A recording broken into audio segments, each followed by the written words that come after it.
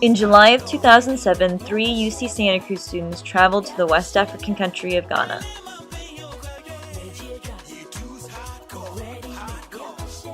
I was in Ghana on a study abroad trip through the University of California, and I studied at the University of Ghana at Lagos.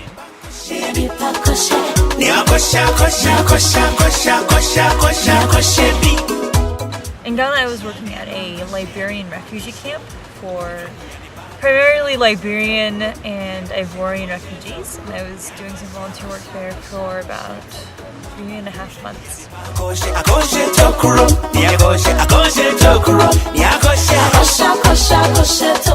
I went to Ghana to volunteer with a nonprofit, with a couple nonprofits. One is Women in Progress, and they team up with local women to produce fair trade products. And my other nonprofit that I was working with was Kiva.org. It's a San Francisco-based microfinancing company or nonprofit. And what they do is they provide microloans for small business owners in developing countries.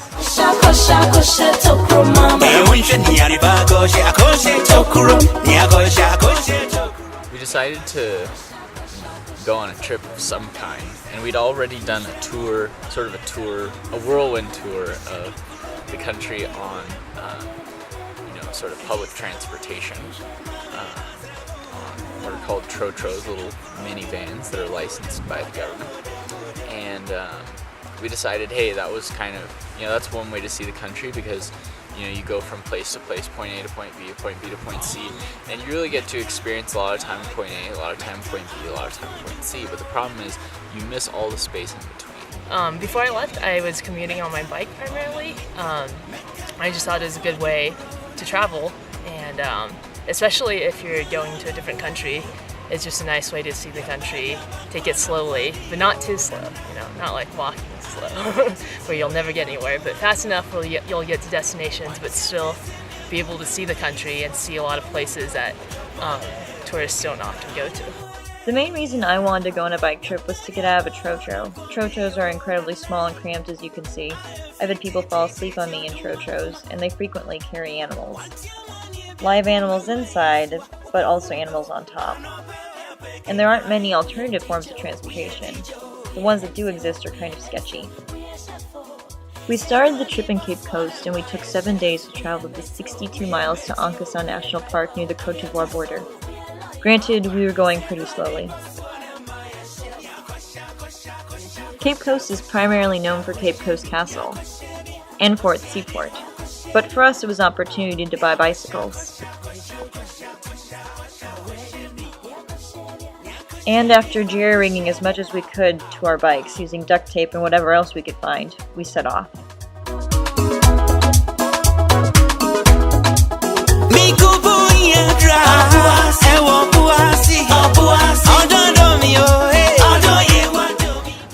Ghanaians are known for being hospitable, very friendly in interactions. Sometimes that friendliness is sort of, like the friendliness of a used car salesman. They're trying to get something in some way. Sometimes, more often than not, it's truly legitimate, and they're, just happy and excited to see you and ready to hang out with you and interact with you and just sort of curious. They young kids will come up to you and sort of pinch your skin and trying to figure out what's going on with you, and sometimes kids will just point at you and start crying.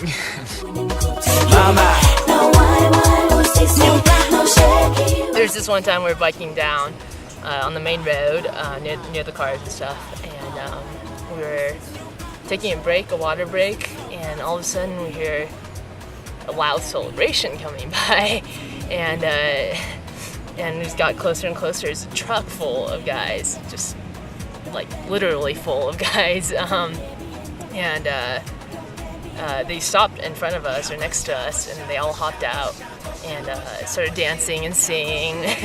Definitely cheered me up a little bit, and then we asked them what it was, and they told us that they were celebrating a funeral. So yeah, that was a fun experience. So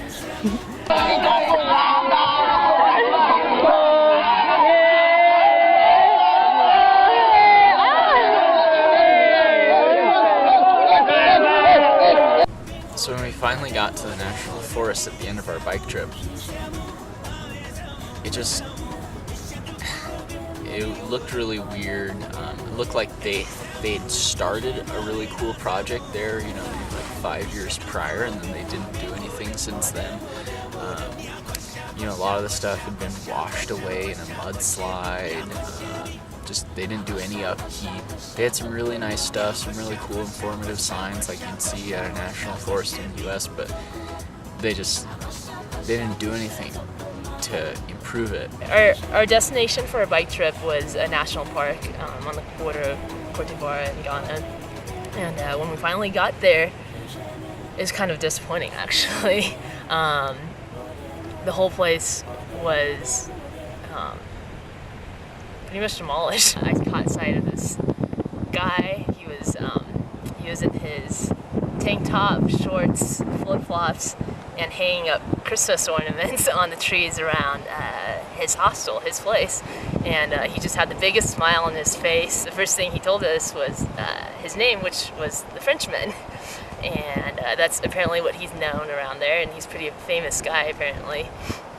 But it was great. He gave us a room to stay in, and he made us a great big meal for dinner, which is always good at the end of a bike trip.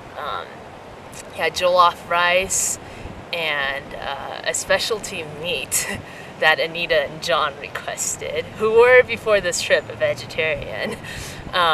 He had this farm on the side of the hostel, just with, you know, some guinea pigs, some rabbits, which the Frenchman recommended, so John and Anita requested, and yeah, he just grabbed a rabbit out of his cage and made it fresh.